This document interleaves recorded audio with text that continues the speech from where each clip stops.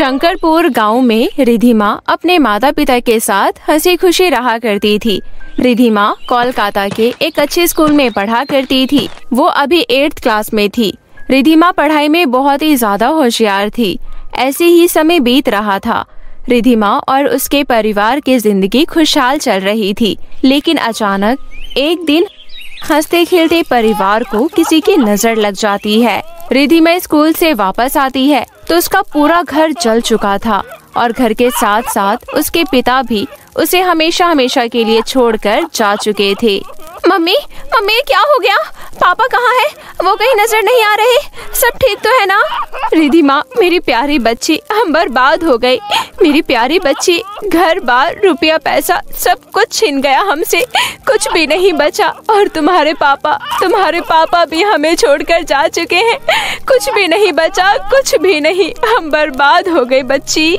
रिधिमा अपनी माँ के मुंह से ये शब्द सुनकर कि उसके पापा अब इस दुनिया में नहीं रहे, मानो जैसे उसके ऊपर पहाड़ टूट पड़ा हो। वो बहुत ही ज्यादा फूट फूट कर रोती है। कुछ समय बाद रिधिमा की माँ के पास उसकी बहन का फोन आता है, जो गांव में रहा करती थी। दीदी, ये सब सुनकर बहुत ही ज्यादा दुख हुआ। आप परेशान मत होइए, आपकी बहन अभी जिंदा है। आप यहाँ गाँव में आ जाइए। रिधिमा मेरी प्यारी बच्ची, अब तुम यहाँ के बड़े स्कूल में नहीं पढ़ सकती। अब हमारे पास पहले जैसा कुछ भी नहीं है।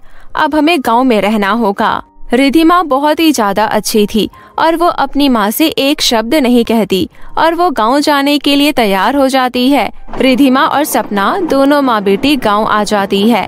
सपना की बहन रूबी अपनी बहन का बहुत अच्छे से स्वागत करती है। सपना दीदी, आप बिल्कुल भी परेशान मत होइए। हम दोनों बहन एक साथ हंसी खुशी यहाँ रह सकते हैं। रिधिमा यहाँ आओ। देखो, मैं तुम्हें अपनी ड्राइंग दिखाती हूँ। तुम्हें पता है मुझे ड्राइंग में एक्सीलेंट मिला है। ये देखो, ये मैंने पहाड़ बनाया और ये झील बनाई। अच्छी लग रही है ना? तुम्हें ड्राइंग में कभी गुड मिला है? मुझे तो हमेशा मिलते रहते हैं। देखो, मेरी हैंडराइटिंग भी कितनी अच्छी है। मुझे हैंडराइटिंग पे भी गुड मिलता है। सच में तुम्हारी राइटिंग बहुत ही ज्यादा अच्छी है। ये पहाड़ और ये झील बहुत सुंदर बनाए हैं और तुम्हारी हैंडराइटिंग भी बहुत अच्छी है। तुम्हें गुड तो मिलना ही था। मेरी हैंडराइटिंग इतनी अच्छी नहीं है जितनी अच्छी तुम्हारी है। मुझे कभी गुड नहीं मिला, लेकिन मेरी टीचर्स हमेशा मेरी बहुत तारीफ करती थी क्योंकि मेरी मैथ और इंग्लिश बहुत अच्छी थी। क्या बात कर रही हो? तुम्हारी इंग्लिश अच्छी है और तुम मैथ में भी अच्छी हो? वाह भाई वाह, मेरी क्लास में तो किसी को जमा घटा गुणा भी नहीं आती। और इंग्लिश तो पढ़नी आती ही नहीं है।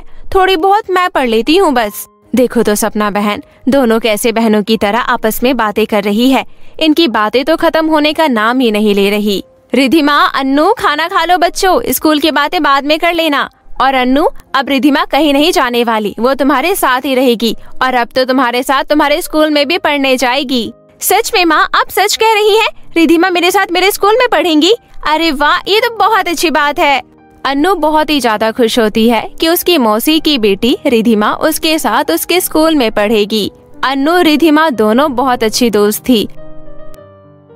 अगले दिन रिधिमा का एडमिशन अन्नू के स्कूल में हो जाता है। गुड मॉर्निंग क्लास, चलो अपनी हिंदी की बुक निकालो। मैम, आज हमें इंग्लिश पढ़ा दीजिए। आप तो हमें कभी इंग्लिश पढ़ाती ही नहीं है। जब देखो हिंदी पढ़ाती रहती हैं। हम इंग्लिश पढ़ा दीजिए, हमें इंग्लिश सीखनी है। मैं पागल नहीं हूँ जो तुम्हें इंग्लिश पढ़ाऊंगी। तुम जैसे देहाती गवार बच्चे इंग्लिश सीखकर क्या करोगे? जो पढ़ा रही हूँ वही पढ़ते रहो। तुम कभी इंग्लिश नहीं सीख पाओगे। गाँव के देहाती इंग्लिश सीखेंगे। मैम, जब तक आप इंग्लिश सिखाएंगे नहीं तब तक इन बच्चों को इंग्लिश पढ़नी आएगी कैसे? आपको इन बच्चों को इंग्लिश सिखानी चाहिए क्योंकि ये आपका कर्तव्य है, आपका फर्ज है। ओह अच्छा, तो तुम न्यू एडमिशन हो जो कोलकाता से यहाँ पढ़ने आई हो, तो अब तुम मुझे सिखाओगी कि मुझे क्या करना चाहिए और क्या नहीं करना चाहिए। स्टूडेंट हो तो स्टूडेंट बन के रहो, मेरे टीचर बनने की कोशिश मत करो। मैं टीचर हूँ, मुझे अच्छी तरह से पता है कि मुझे क्या करना है और क्या नहीं करना। मैं पागल नहीं हूँ जो इन्हें इंग्लिश सिखाने में अपना सर पकाऊंगी। ये गांव के देहाती बच्चे हैं, इन्हें इंग्लिश पढ़नी कभी नहीं आएगी। हिंदी पढ़ रहे हैं, यही इनके लिए बहुत बड़ी बात है। नहीं मैम, आप अपने कर्तव्य से पीछे नहीं हट सकती। आपका कर्तव्य है कि सभी बच्चों को सारे सब्जेक्ट्स पढ़ाना, और जब तक आप इन्हें पढ़ाएंगे नहीं, समझाएंगे नहीं, तब तक इन बच्चों को इंग्लिश पढ़नी कैसे आएगी, कैसे समझ में आएगी। अगर इंग्लिश थोड़ी टफ है तो इन्हें इजी करके समझाइए ना, लेकिन इन्हें इंग्लिश पढ़ाइए। रिधिमा चुप हो जा। तुझे पता नहीं है कि तू किससे पंगा ले रही है? ये बहुत ज्यादा खतरनाक टीचर है, इनसे पंगा मत ले। अगर ये तेरे पीछे पड़ गई ना तो तुझे छोड़ेगी नहीं। चल बैठ जा। अनु तुम चुप हो जाओ। मैम आपको इंग्लिश सब्जेक्ट पढ़ाना होगा, वरना मैं आपकी शिकायत प्रिंसिपल मैम से कर दूंगी। रिधिमा का बस इतना कहना ही था कि पायल मैम रिधिमा के पास आती है और उसके बाल खींचते हुए उसे सेकंड फ्लोर पर लेकर आ जाती है। मैडम मेरे बाल छोड़िए, बहुत दर्द हो रहा है, मेरे बाल छोड़िए। ऐसा मैंने क्या गलत कह दिया? मैंने सही तो कहा। आप ऐसा कैसे कर सकती हैं? आप बच्चों के ऊपर अत्याचार नहीं कर सकती। आप उन्हें मारती हैं, पीटती हैं, आखिर क्यों? आपको किसने अधिकार दिया स्टूडेंट्स की पिटाई करने का? तुझे अभी पता नहीं है कि तू कितनी ज्यादा खतरनाक टीचर से पंगा ले रही है। मेरे सामने किसी का एक बोल नहीं निकलता और तू पूरी स्पीच छाड़ रही है। आज तो मैंने तेरी बक सुन ली है, आज के बाद मैं तेरी एक नहीं सुनूंगी। और अगर तूने दोबारा से मेरे सामने जुबान खोलने की कोशिश की तो अंजाम बहुत बुरा होगा, समझ लेना।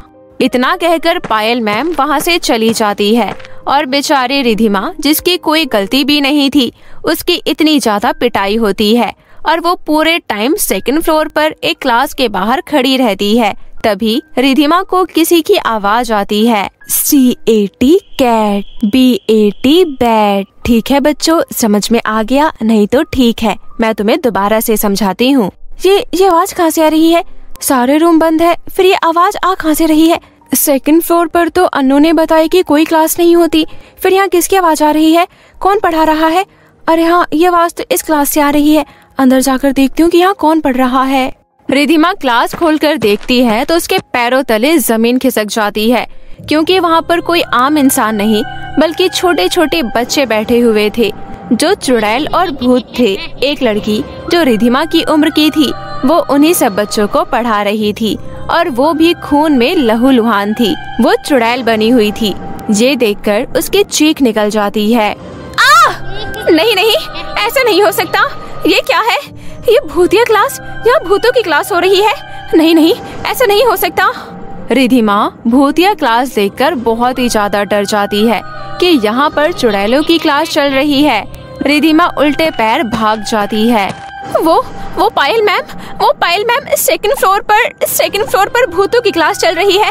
एक मेरी उम्र की बच्ची यूनिफॉर्म में बच्चों को पढ़ा रही है, कह रही थी CAT कैट, BAT बैट, भूतिया क्लास चल रही है मैम, वहाँ भूतिया क्लास चल रही है। रिधिमा पागल हो गई हो क्या? लगता है पिटाई का असर कुछ ज्यादा ही हो गया है तुम पर, इसलिए पागलों जैसी बातें कर रही हो। सेकंड फ्लोर पर कोई क्लास नहीं चल रही, वहाँ की सारी क्लासेस बंद है और आज से बंद नहीं है, पूरे 5 साल से बंद है। ओह, अब समझी, तुम बच्चों को गुमराह करने के लिए, बच्चों को डराने के लिए ये सब कर रही हो ना? नहीं पायल मैम, मैं झूठ नहीं बोल रही, मैं सच कह रही हूँ। मेरी बात का विश्वास कीजिए, मैंने सच में चुड़ैलों की क्लास देखी।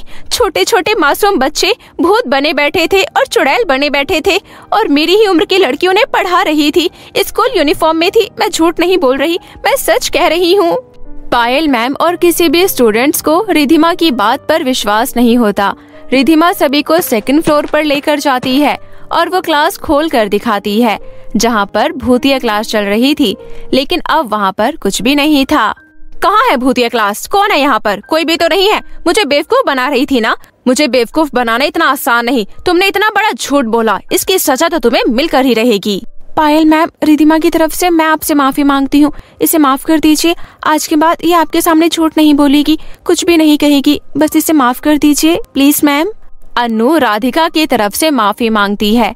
छुट्टी हो जाने के बाद रिधिमा अनु से कहती है, यार अनु, तू तो मेरी बात का विश्वास कर, मैं सच कह रही हूँ। मैंने वहाँ पर भूतिया क्लास देखी थी, वहाँ कोई मामूली बच्चे नहीं थे, भूत थे वो सारे।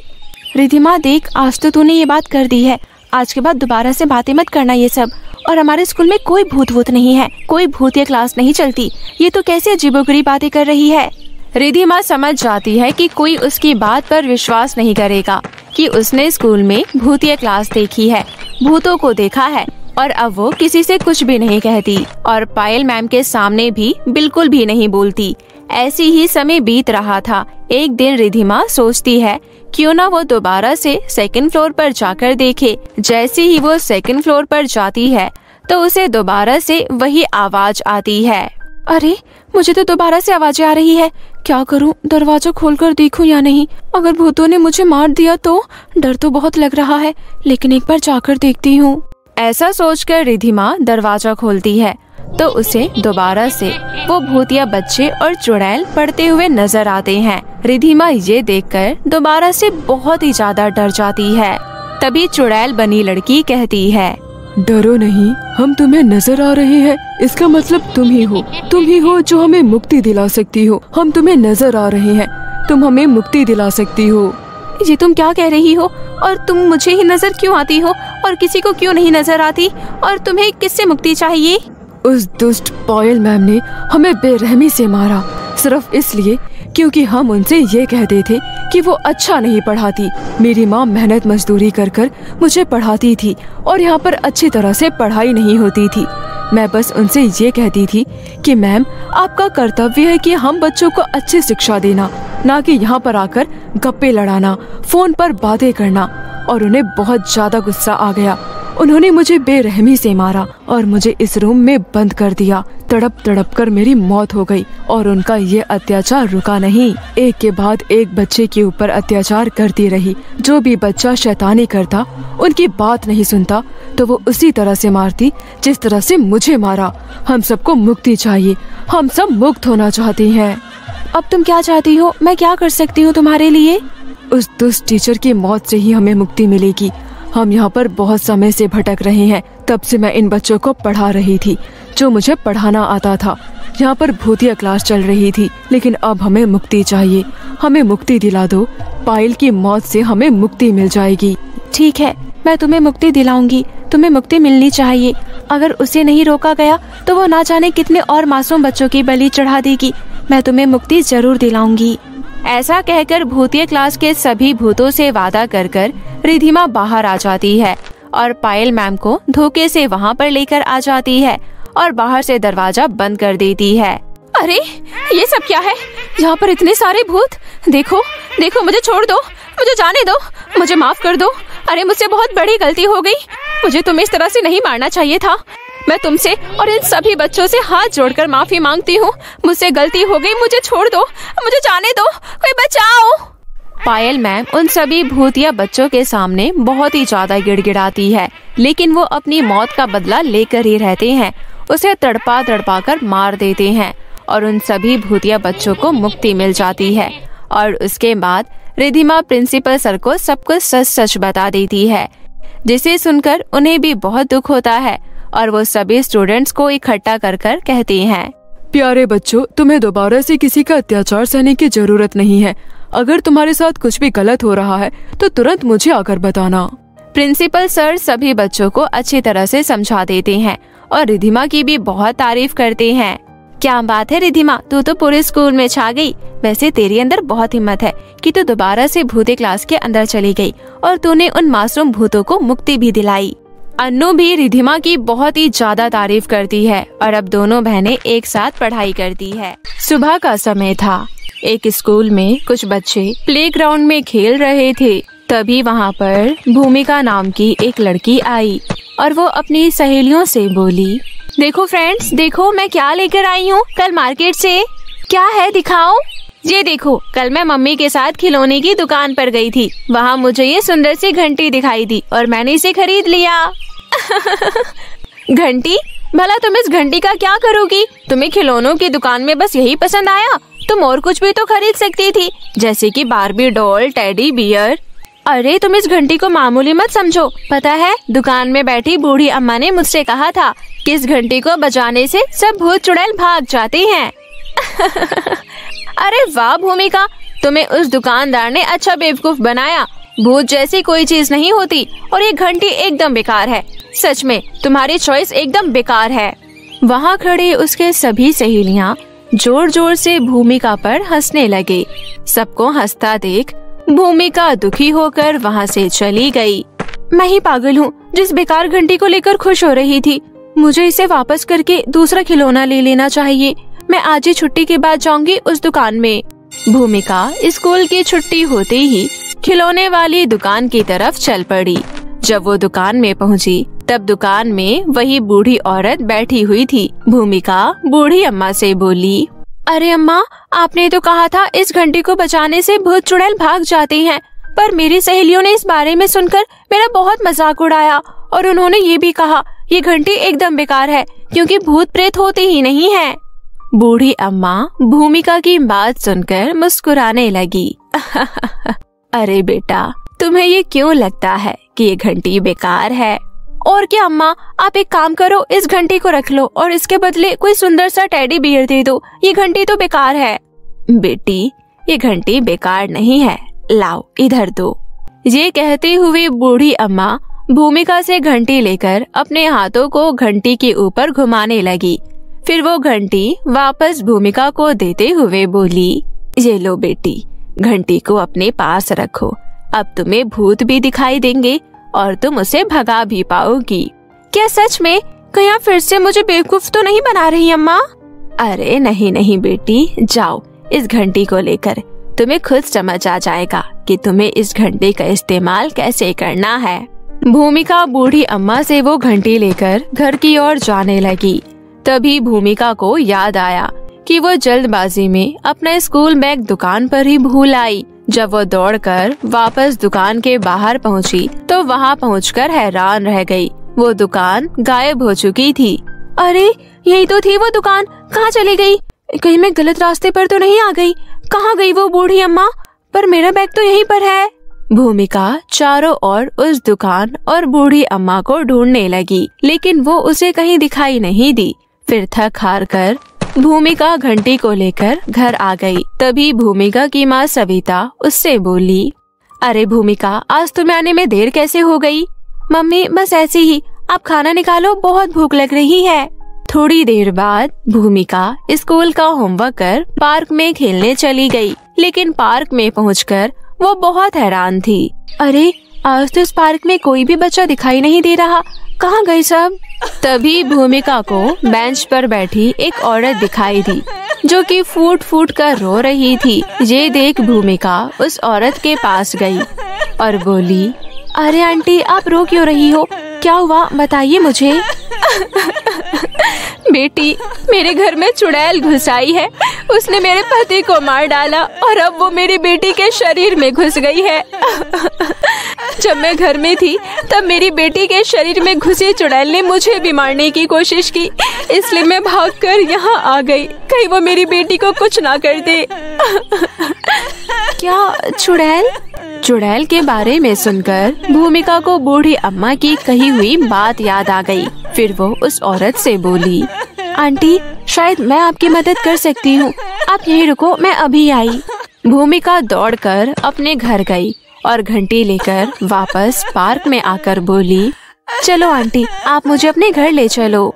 वो औरत भूमिका को अपने साथ अपने घर ले गई। उसके बाद उस औरत ने घर का दरवाजा अंदर से बंद कर दिया। ये देख भूमिका बोली, अरे आंटी, आपने दरवाजा अंदर से बंद क्यों कर दिया? वैसे आपकी बेटी कहाँ है? कहीं दिखाई नहीं दे रही। तभी वो औरत हंसते हुए एक भयानक चुड़ैल में बदल गई और डरावनी आवाज में भूमिका से बोली,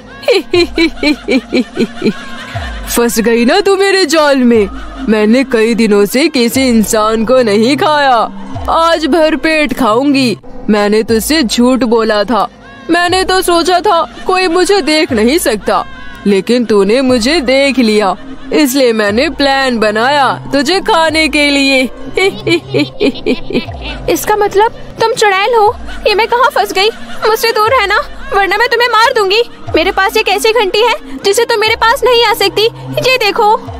ये कहते हुए भूमिका ने चुड़ैल को घंटी दिखाई। घंटी देखकर चुड़ैल समझ गई कि वो घंटी कोई आम घंटी नहीं, बल्कि सचमुच में चुड़ैल भगाने वाली घंटी है। अच्छा, तो ये बात है, तुम्हारे पास जो घंटी है उसी की वजह से तुम मुझे देख सकती हो। वैसे घंटी तुम्हारे पास कहाँ से आई? ये घंटी मुझे बूढ़ी अम्मा ने दी है। मैं इस घंटी से तुम्हें देखने के साथ साथ तुम्हें हमेशा हमेशा के लिए भगा भी सकती हूँ, समझी चुड़ैल कहेंगी। भूमिका की बात सुनकर चुड़ैल को बहुत गुस्सा आया और वो अपने हाथों को हवा में गोल गोल घुमाने लगी, जिससे भूमिका के हाथों में पकड़ी हुई घंटी दूर जा गिरी। अब बता लड़की, कैसे भगाएगी मुझे? नहीं, मेरी घंटी देख चुड़ैल, मुझसे दूर है, समझी? अरे रे रे रे, मैं तो डर गई। देखो देखो, मैं कांप रही हूँ। अब तुम मरने के लिए तैयार हो जाओ। तुम मुझे नहीं मार सकती। ऐसा क्यों? मैं क्यों नहीं मार सकती तुझे? क्योंकि तुम्हारे पीछे जो खड़ी है वो तुम्हें ऐसा करने नहीं देगी। मेरे पीछे? कौन है मेरे पीछे? ये कहते हुए जैसे ही चुड़ैल पीछे मुड़कर देखने लगी, तभी भूमिका ने झट से घंटी उठा ली और उसे बजाने लगी। घंटी की आवाज सुनकर चुड़ैल तड़पने लगी और हवा में गायब हो गई। ये देख भूमिका लंबे सांस लेते हुए बोली, थैंक गॉड मैंने समय पर घंटी उठा ली, वरना आज तो गई थी भूमिका। इस घंटी ने मुझे बचा लिया। भूमिका ये सोचकर तुरंत उस घर से बाहर निकली और अपने घर की तरफ जाने लगी। तभी एक छोटी बच्ची दौड़ते हुए भूमिका की तरफ आई और एक पत्थर से ठोकर खाकर जमीन पर गिर गई। अरे अरे क्या हुआ तुम्हें? उठो, बचाओ। मेरी माँ के अंदर एक चुड़ैल घुस गई है और अब वो मुझे मारने के लिए आ रही है। बहुत देर से एक चाकू लेकर मेरे पीछे दौड़ रही है। प्लीज बचाओ मुझे। भूमिका चुड़ैल के बारे में सुनकर उस बच्चे से दूर हो गई। उसे लगता है कि फिर से ये कोई साजिश है और वो बच्ची ही चुड़ैल होगी। इतने में एक औरत हाथ में चाकू लिए दौड़ते हुए वहाँ आ पहुँची। उस औरत की आंखें खून की तरह एकदम लाल थी। आखिर तू मुझे मिल ही गई, अब मैं तुझे मार कर खाऊंगी। नहीं नहीं, रुक जाओ माँ, मैं तुम्हारी बेटी हूँ, रुक जाओ। भूमिका दूर खड़ी ये सब देख रही थी। मतलब ये लड़की सच कह रही थी, मुझे इसकी मदद करनी चाहिए। पर अगर ये घंटी काम नहीं की तो ये चुड़ैल मुझे भी मार डालेगी। लेकिन मैं छोटी सी बच्ची को अकेले भी तो नहीं छोड़ सकती। भूमिका ने उस बच्ची को बचाने का फैसला कर लिया और वो चुड़ैल के सामने जाकर खड़ी हो गई। रुक जा चुड़ैल, जल्दी से अपनी माँ के शरीर से बाहर आ जा, वरना अच्छा नहीं होगा। वरना क्या करेगी तू? वरना मैं तुझे जबरदस्ती इसकी माँ के शरीर से बाहर निकाल दूंगी, समझी? इतना कहकर भूमिका अपनी जेब से घंटी निकालकर उसे जोर जोर से बजाने लगी। घंटी की आवाज सुनते ही चुड़ैल उस औरत के शरीर से बाहर निकलकर दूर जा गिरी। फिर पहले वाली चुड़ैल की तरह ही ये चुड़ैल भी हवा में कहीं गायब हो गई। चुड़ैल के शरीर छोड़ने के बाद वो औरत होश में आ गई। ये सब क्या हो रहा है? कहाँ हूँ मैं? माँ, तुम मुझे मारने के लिए चाकू लेकर मेरे पीछे दौड़ रही थी और इन दीदी ने उस चुड़ैल को तुम्हारे शरीर से निकालकर हवा में कहीं गायब कर दिया। थैंक यू सो मच बेटा, मेरी और मेरी बेटी की जान बचाने के लिए। मैं तुम्हारा ये एहसान कभी नहीं भूलूंगी। वो औरत और उसकी बच्ची भूमिका को धन्यवाद करके वहाँ से चले गए। अंधेरा होने वाला था, लेकिन भूमिका घर न जाकर वापस उसी पार्क में चली गई और बेंच पर बैठकर उस घंटी को देखने लगी। तभी वहाँ पर वही बूढ़ी अम्मा आई जिसने भूमिका को वो घंटी दी थी। अरे भूमिका, क्या सोच रही हो? बूढ़ी अम्मा को देख भूमिका चौंक गई और बोली, आप अम्मा, आप यहाँ कैसे? मैंने दिन में आपको कहाँ कहाँ नहीं ढूंढा था। ये घंटी तो सचमुच काम करती है, पर इसकी वजह से आज मेरी जान जाते जाते बच गई। क्या आप भी कोई चुड़ैल है? नहीं नहीं, मैं कोई चुड़ैल नहीं और तुम मुझसे कभी भी नहीं मिल सकती। सिर्फ तभी मिल सकती हो जब मैं तुमसे मिलना चाहूँ। वैसे तुम्हें ये घंटी कैसी लगी? बिल्कुल भी अच्छी नहीं, पर तुमने तो इसी घंटी से 2 लोगों की जान बचाई है। अगर तुम चाहो तो मैं इसे वापस ले सकती हूँ और अगर तुम चाहो तो इसे अपने पास रखकर कई लोगों की जान बचा सकती हो। तो जल्दी से सोचकर बताओ क्या करना है तुम्हें। पहले मैं डर तो बहुत गई थी, पर मुझे उस बच्ची और उसकी माँ की जान को बचाकर बहुत अच्छा लगा, इसलिए मैं इसे अपने पास रखूंगी और भूत और चुड़ैल से लोगों की जान बचाऊंगी। शाबाश बेटी, जाओ अब अपने घर जाओ, अंधेरा हो चुका है और तुम्हारी मम्मी तुम्हें ढूंढ रही होगी। भूमिका दौड़कर अपने घर की तरफ जाने लगी, लेकिन थोड़ी दूर चलने के बाद उसने पीछे मुड़कर देखा तो बूढ़ी अम्मा फिर से गायब हो चुकी थी। अब भूमिका घंटी की मदद से भूत चुड़ैल भगाने में लोगों की मदद करने लगी और धीरे धीरे भूमिका घंटी बचाकर भूत चुड़ैल भगाने वाले स्टूडेंट के नाम से फेमस हो गई।